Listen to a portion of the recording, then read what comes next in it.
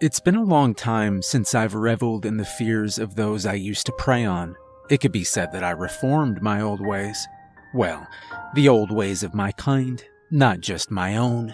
There was a time that I enjoyed the hunt even more than the meal, but I suppose I matured sometime over the centuries. Oh yes, I am ancient. Ancient to your perception of the word, anyway. To my kind, I'm still quite young, and there are even far older things than us, I can promise you that. Humanity has barely scraped the surface of the mysteries this world truly holds, and mine are only slightly ahead of you in such knowledge, truth be told. There are many things that you got right about us, yet so many things that you've gotten wrong. First and foremost, we're not attractive by your standards. To my people, I am a fairly average-looking individual, one who can easily blend into a crowd.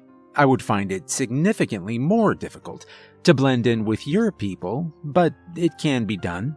It does take focus, mind you. We are not shapeshifters, but we can influence how you see us.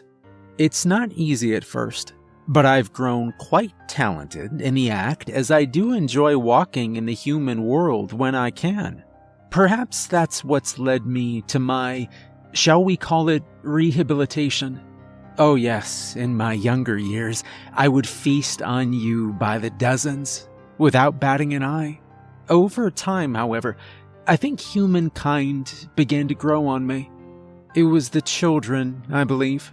Regardless of how sinister I may have appeared in your eyes, I would never feed on a child. Even when I saw you as little more than cattle, I could never end the life of an innocent. Perhaps I just never had the appetite for the taste of the pure of heart. It could be that the dregs of humanity had a more potent flavor. That being said, I will not pretend that I've never quenched my appetite on a harmless adult. Very few were off limits to me in my youth, as I considered your kind beneath me, as a farmer would his herd, I suspect. Though there are aspects of society that still disgust and confuse me, I no longer think of you all as such. There are some, of course, but I no longer take the life of anyone unless I feel they deserve it. There will always be filth to serve my needs, and I do enjoy the flavor. It's probably been some 300 years or so since I adjusted my outlook. I even took a human mate for a time. Her children were a delight to spend time with, even though they could see behind my illusion, perhaps not the entirety of the real me, so to speak. Pure hearts can figure out the truth of things so much easier than the corrupt. Adulthood inherently brings with it a certain degree of corruption to even the most innocent of souls. It's just the nature of things, I would think. We see the world for what it is when we grow up, no longer just how we want it to be. I grew very fond of Abigail, my mortal companion, and her two little ones. I stayed with them for many years, but ultimately I would leave them before the years weaved their unfortunate spells on the frail mortal shell. I think it was curiosity more than anything that led me to live in the mortal world for those years. I was fascinated by your ways, though I didn't fully understand them. My people have little in the way of emotions, though we're not blank slates, as many would believe. I think we have many aspects that would appear quite foreign to you, aside from just the obvious physical appearance. We do not age in the same manner that you do. I suppose that can be taken for granted from the words I've spoken so far. We do have disease and mental ailments, but they differ greatly from anything you could relate to. Another misconception about us is that we cannot transform your kind into ours. Our blood can carry pathogens that can lead mortals to crave that which we feed on, but it's more of a condition than an alteration. It frees the soul from the body, leaving only a walking shell. This remaining husk requires living sustenance to survive. My community has actually taken great offense to cults who have formed from such a disease. They would claim to be our equals, but they have no manner of understanding how far off they are in their assessment. Yes, should they continue to feed, they will live indefinitely. Surely they will be more impervious to bodily harm, along with the ability to heal certain wounds after suffering damage. It's still something more likened to donning a costume and playing a part than becoming anything like my kind. We can go without feeding for many years, should we choose. Unfortunately, this would render us with similar weaknesses to those of your kind, but it has been known to happen. We can even feast on the traditional delicacies of the mortal world, should we choose, though we would reap little benefits from it. I must confess, I'm quite fond of such things as your fried chicken and the occasional steak. Although I do like to walk amongst your people, the focus it takes to keep my appearance hidden requires a great deal of effort the longer I maintain it. This is why I've grown to thoroughly enjoy the festivities of All Hallows Eve. It's the only time of the year that I can allow my true face to be observed and cause no more than a fleeting fright to those who may look upon it. It's a manner of freedom that my kind rarely gets to experience. I enjoy walking the streets and enjoy the laughter of the children, though I find my eyes rolling at the sight of the older youths. The late teenage girls dressed in their skimpiest of outfits, regardless of how cold the outside air feels to them. The teenage boys wearing idiotic parody costumes that only serve to make fun of others. The smaller children show so much more class than the older ones. In recent years, there's grown an unsettling trend amongst some of the young people who attend a nearby university. They've proven to be quite the foul and useless examples of humanity who enjoy bringing anguish to others. I've observed them from a distance over the months in an attempt to understand their motivations. They call their actions practical jokes, and they even record them on their little devices that are rarely far from their grasp. They publish their clips on a variety of your internet pages, and I have observed others marvel at their works. I watch your world, and I attempt to understand your ways, but some things make very little sense to me. I must say, I've grown quite fond of your World Wide Web, though.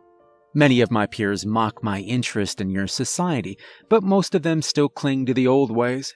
They see you as little less than animals who have overtaken the land and forced us underground. I've attempted to convince them that we may still share the surface world, but they refuse to use our inherent abilities to blend in amongst you. They know all too well how mankind treats those they do not understand, and we have lost legions over the centuries to your fearful throngs.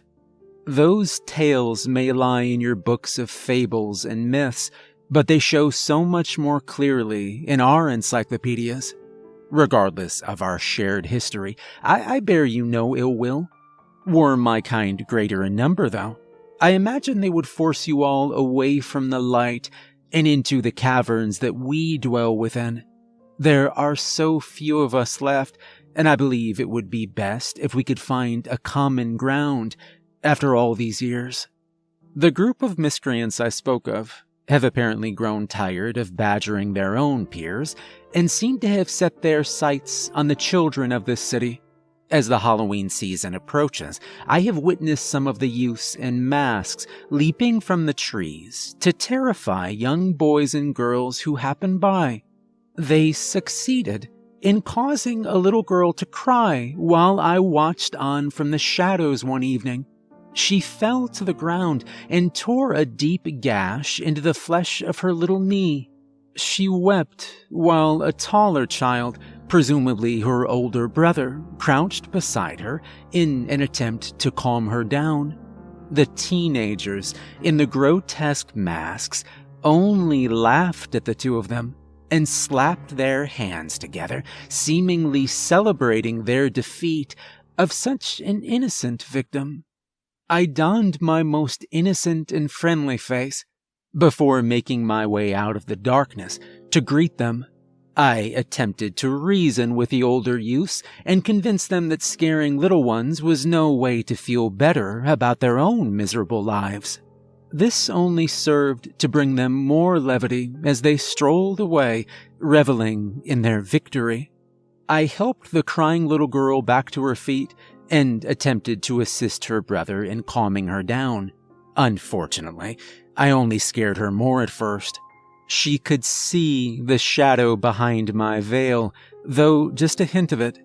After a moment, she could sense that I meant her no harm, and she offered me a delightful smile for my efforts. She asked me what I was, which caused her brother to study me more.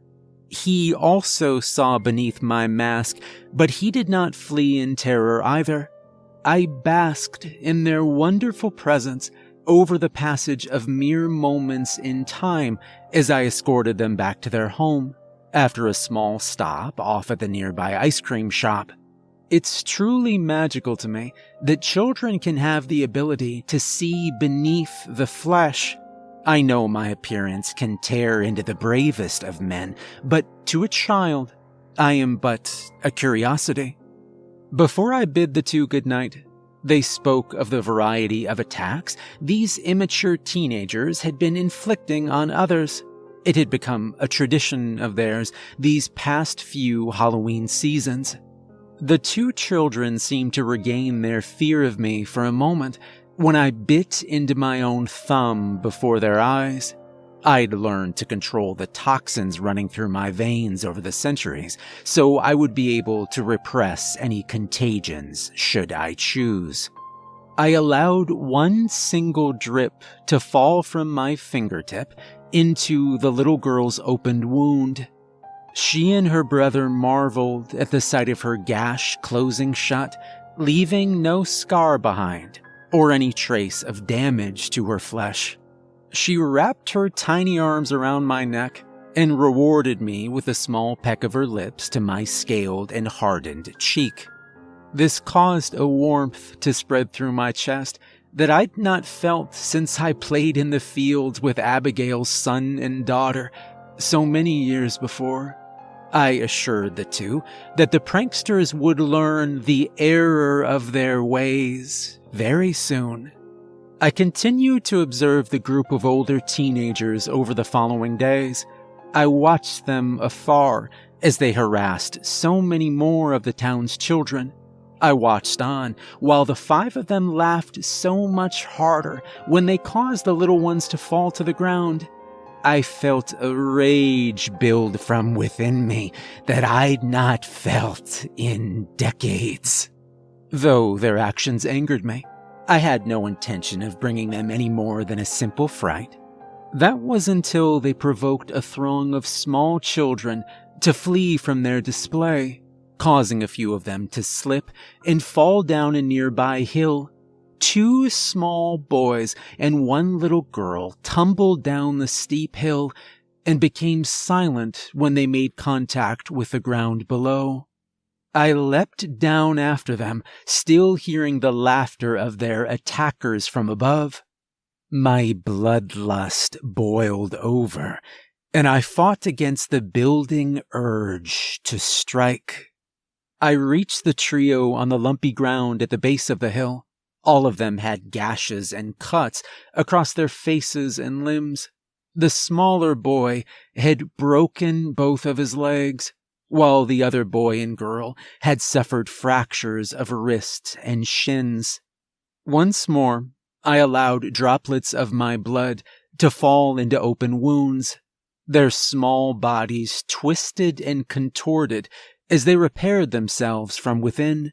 Though the bones would heal, I had to assist in snapping them back into place before my blood fixed them at the unusual angles they lay in. The 3 were unconscious, but they still winced and moaned from the pain I was forced to inflict upon them. This was only to help them, but I still felt a stab of guilt for causing them harm. The children would heal and remain unaware of my involvement. But this would not quench my thirst for vengeance. Perhaps I will return to my old ways one last time.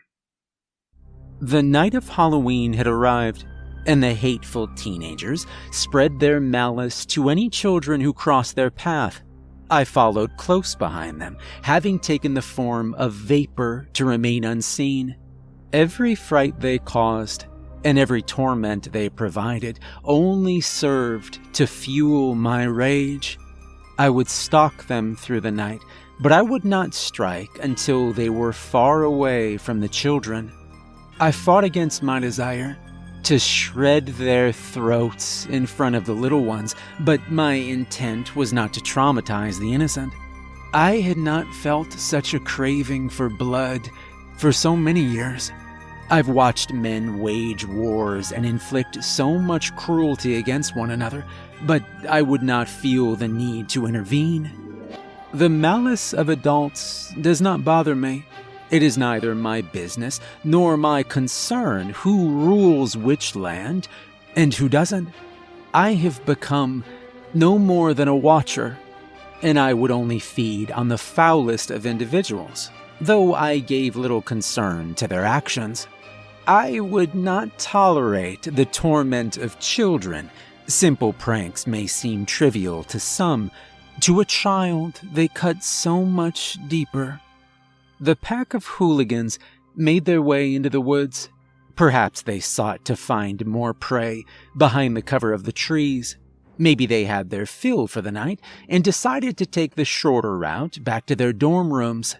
Their reasons made no matter to me. This would be where I'd strike. They enjoyed bringing fear to the innocent, but I adored bringing terror to the hateful. I followed behind, still in my misty form. I reached out to snap the occasional tree branch to revel in their alarmed glances behind them. All 5 of them were draped in tattered robes and rubbery masks.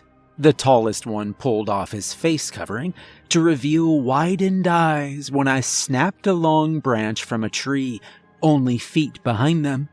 As they quickened their pace, I knew my plan was proving fruitful. I spread my vaporous form as widely as I could to sever a circle of dry, rotted limbs around them. They all cascaded to the ground, landing in intermittent intervals after bouncing in and out of other branches on their descent. The quintuplets stopped and darted their heads around them in all directions. They spoke softly to each other as they turned around, seemingly intent on making their way back out of the forest. They moved quickly, but I moved faster. I scattered limbs before them and to their sides, causing them to travel the path that I desired. They would not be leaving this forest until I was finished with them. With my guidance, they buried themselves deeper and deeper into the dense woods until I was satisfied they were safely away from prying eyes. Now the bloodletting can begin. They'd all pulled off their masks, as the rubbery material had apparently restricted their flow of oxygen while their pace hastened. This was good. I wanted to see their expressions on their faces. I severed one last small and slender tree branch and sent it flying towards the tall one, who was the first to remove his false face. He screamed in delicious agony when the jagged limb penetrated his left thigh. I made sure to avoid any arteries, as I'd not yet decided if they would be allowed to survive this encounter. The boy fell to his knees and gripped his hands tightly around his leaking wound. The other 4 ran to his side while darting their eyes across the darkened trees. I wanted so badly to make my appearance and introduce them to all the horror they could fathom. But the moment had not arrived just yet. They still sought rational explanations for the broken slice of wood that sprouted from the oozing thigh. I split a variety of many sizes of limbs and caused them to shatter into splinters. I rained them down upon the 5 waiting victims like a storm that had erupted from above them. They all screamed in unison as thorned slivers buried into their flesh, bringing thin streams of crimson to leak slowly down their faces and arms. The thin strips were not strong enough to penetrate their extravagant clothing, but severe damage was not the purpose of this. Oh yes, they were afraid now. They screamed into the night as they gathered their friend from the forest floor. They all wore wounds now, but none were significant enough to cause any more than light scarring. They all fled in the same direction, and it was just about time for me to introduce myself. Though my body was gaseous at the moment, I could still feel the tingles of anticipation. It had been so long since I hunted for anything more than sustenance. I forgot how thrilling it could be. I shot ahead of them to prepare my arrival.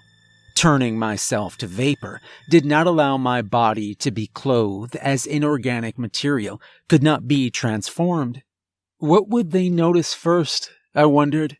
Would it be my yellowed eyes glowing in the moonlight? Perhaps my rows of jagged teeth behind the grayed flesh of my lips?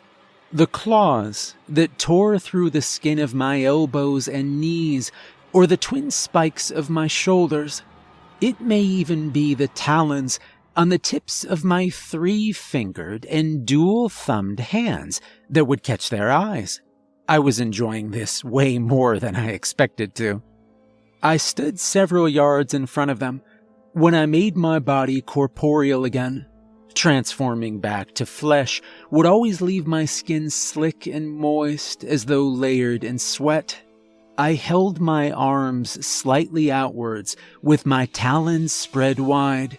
I kept my head down so that my thick, dark hair would hang low on my face, revealing only the glow of my eyes through the strands. I even erected the fleshy wings from my veined and muscled back to allow my vast wingspan to prove that what they were seeing was far from human. I felt the ground beneath my feet vibrate as they skidded to a halt before me. Every one of them began to tremble, and a couple of them allowed their bowels and bladders to give into the fear. Huddled together, they began to gradually back away, as if they thought I may not have noticed their arrival. I allowed my voice to devolve back into the guttural and wailing sounds of the golden age of my kind. "Do not turn away from me," I said, feeling my own body shake with anticipation. "If you flee, you will never leave this forest again." Of course, they still attempted to run, but I would have hoped for no less. This is where the real fun begins. I chose to soar towards the two who ran together first. The long-haired boy kept his arm wrapped around the taller one, with the twig still protruding from his leg. I picked them both up with my taloned feet, and I raised them high above the trees. They screamed and writhed in my firmly grasping toes until I released my grip and allowed them the freedom they fought for. Their blood still dripped from my talons, which had pierced into the tender flesh of their shoulders. I briefly entertained the notion of letting them crash into bloody heaps on the firm ground below, but they would never learn their lesson through a terminal series of broken bones and twisted meat. I quickly descended towards them and regained my grip on the already shredded tissue I had grasped before. We were close to the forest floor when I caught them. but I slowed their approach before releasing them once more to shatter bones against the hard bark of the trees. They lay still and unconscious, but I could still hear their beating hearts. I retracted my wings and sprinted on all fours towards the 3 others who had escaped into the forest. I could smell their fear, so they wouldn't stay ahead of me for long. I leapt on top of the heavy boy with the shaggy hair, snapping both of his shins as I pinned him to the ground.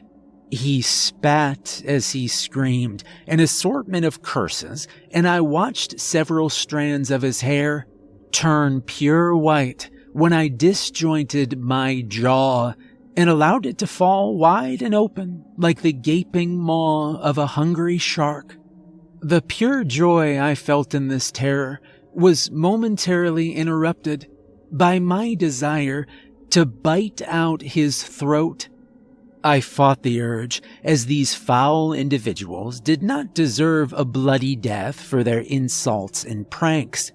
They did, however, deserve to observe firsthand what fear truly looks like. I twisted my jaw back shut while the boy prayed to whatever god he found holy to allow his life to continue. I wrapped my hand around his face, allowing my talons to tear holes into his forehead and cheeks. I pounded his head into the ground until he lost consciousness, leaving a bloody reminder of what he saw this night. Only the pair who took the foreground on the prank against the little girl and her brother remained. The others had watched and laughed at their actions, but I saw this final couple to be the leaders of this band of hooligans. They always began the assaults and reveled most in the tears and injuries of the children. Their price would be the steepest to pay. Would I take limbs, perhaps? Leave them horrifically scarred and unfit for life among other humans? The options were many, but my time was short. Maybe we start small and see how it goes. I vaporized again to continue my pursuit in silence. I needed to get them together again. A nudge here and there should do the trick. I scattered more branches to guide their path. Once more, I even allowed parts of me to solidify, to gently push them in the direction I wanted. The woods were quite dense in places, so I would lead them to a clearing. I would even allow them a moment to think they'd eluded me. This was the most fun I'd had in centuries. As planned, the two found themselves in a wide open area in the center of the forest, having the belief that they'd arrived here of their own volition. I chose to observe from high above after they stopped running and caught their collective breath.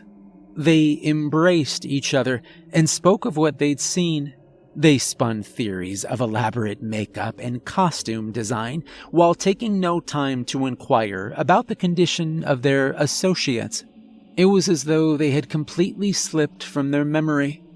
They perched down beside the thin stream that ran through the clearing, washing their faces and drinking from the water in their cupped hands. The forest had fallen silent, as my presence often had that effect on the wildlife of such places. They sensed what I was, and they kept themselves hidden when my kind were nearby. Had these teenagers the same instincts, they may have been able to shield themselves from me. I softly allowed my gaseous form to descend to where the two sat side by side. The parting of the trees allowed the moonlight to illuminate the clearing and reflect in the water of the stream. I began to solidify once more, but remained silent behind my waiting prey. They sat by the stream, gazing into the night. If all went as I hoped, they wouldn't notice me until their eyes met the reflective pool bearing my image behind them. I watched as their posture stiffened, as one by one they felt the presence of something at their backs. I watched the water reveal their eyes gazing down upon it. They appeared too frightened to even move, which both delighted me and caused my heart to sink ever so slightly. My pursuit had come to a close, and this would be the final act of the night's festivities. The taller of the two slowly turned to face me. He turned his head gradually upwards to stare into my face. I wore a wide smile that bared each and every one of my razor-sharp teeth. Drool seeped from my mouth and dripped from my chin onto my chest. It joined with my scaled flesh that was still moistened from my transition back to a solid form. I heaved with mimicked breath, as I had no need of oxygen to fill non-existent lungs. I wanted to appear feral and ravenous to the two cowering teenage boys who had brought such misery to the children of this small town. I looked on as they trembled in more visceral and blood-curdling terror than their little minds knew how to reckon with. I drank in their fear, and it nourished me more than any meal could ever hope to. Both of the boys faced me now. They adjusted their posture to prop upon their knees while they begged their gods to spare their worthless lives. I stretched one single arm out in front of me. They wailed and bargained with me to spare them, which only drove rage deeper into my ancient soul. With one single grasp, I snatched the quivering lumps of flesh before me from the ground on which they knelt. I gouged both of the taloned thumbs of my left hand into one of each of their eyes, and they screamed in agony and shock. I did not push my fingers deep enough to penetrate their fragile brain tissue, though I can't say that didn't cross my mind. My immense and powerful wings beat against the air of the clearing as I lifted them high above the tree line. The two writhed and wailed while I held them still outstretched before me. I watched the fear grip their remaining eyes as they begged harder than before for me to spare their worthless lives. For a moment, I found great temptation to feed on their fragile bodies, to bury my sharp teeth deep into their flesh and quench my thirst on the life force they still held within. But a fresh meal was not the purpose of this endeavor, nor was ridding humanity of these trembling specimens. The deep gashes I'd clawed into their chests and midsections while we hovered above the forest below was only to allow them to always remember our meeting. They would never be able to read the words I'd carved into their skin. It was an ancient and long-forgotten language that only my kind would be able to decipher. Roughly translated, their flesh now bore variations of the words filth and free meal. I even sliced my name into them, like a painter autographing their work. I swiftly dropped back to the earth below and released the two above the rocks and pebbles that surrounded the stream. When they awoke, they could clean their wounds in the rippling water, but they would always bear the marks I branded them with. Their newfound lack of depth perception would also remind them never to revisit their old and immature ways. I stared at their twitching bodies next to the deceased and dried leaves of the woods. I felt proud of the deeds I'd accomplished this night, and I rewarded myself with a snack. The two fresh eyeballs that still sat impaled on my taloned thumbs. I plucked them off, and I chewed them up, savoring the delicacy I had not enjoyed in many moons. The hour had grown late, but I still had time to stroll through the city streets and breathe in the remaining hours of my beloved Halloween. Tomorrow I would don my mask again, but tonight I would walk proudly among the people of this world. It has been almost a year since that night, and the 5 teenagers still remain in one of your mental facilities. Of course, nobody believes the tale they spun of the terrors they experienced, but they do tell an interesting story. I still look in on them from time to time. I even allow them to see my face peering through the window when I feel like I could use a little levity. Their reactions are truly priceless. I still watch over the wonderful children of this small town, and their smiling, playful faces continue to remind me of why I gave up my ancient ways. Halloween is upon us again, and all I ask is that you remember this. Should you choose to prey on others this season, pay attention to those walking the streets beside you. Perhaps not all of the grotesque and monstrous faces you will look upon are made of latex and plastic. Maybe some of them are not as forgiving as I.